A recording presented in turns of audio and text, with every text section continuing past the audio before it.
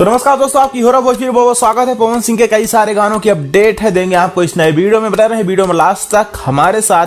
तो दोस्तों पहले बात करें पवन सिंह के नए गाने को लेकर के, तो एक और नया गाना आप लोगों के बीच में रिलीज होने को है तैयार। ये गाना आप लोगों के बीच में रिलीज किया जाएगा वायरल भोजपुरी के यूट्यूब चैनल पे। इस गाने की तैयारियां बहुत दिनों से चल रही है। शूटिंग आज से 1.5 या 2 महीना पहले कंप्लीट हुई थी और पवन सिंह के साथ भी इस गाने में नजर आएंगी कोमल सिंह। गाने का पोस्टर रिलीज हो चुका है। गाने का नाम है टिकुलिया ए राजा और ये गाना आप लोगों के बीच में रिलीज हो रहा है 14 फरवरी को।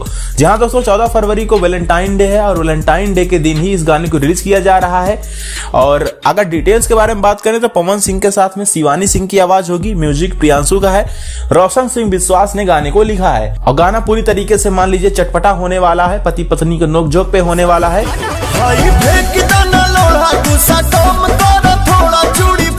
और इसके पहले भी पवन सिंह के इस टाइप के गाने बहुत सारे आए थे और बहुत वायरल भी हुए हैं, बहुत हिट भी हुए हैं।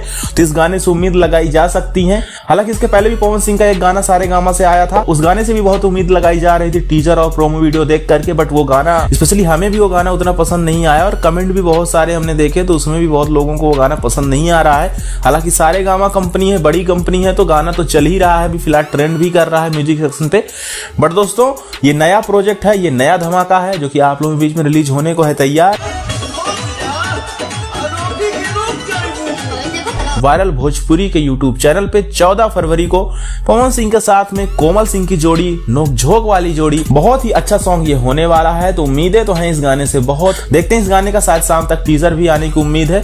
तो अपडेट के लिए बने रहें चैनल के साथ, चैनल को सब्सक्राइब करें, बेल आइकन को प्रेस करें। पोस्टर आपको कैसा लगा कमेंट करके जरूर बताएं।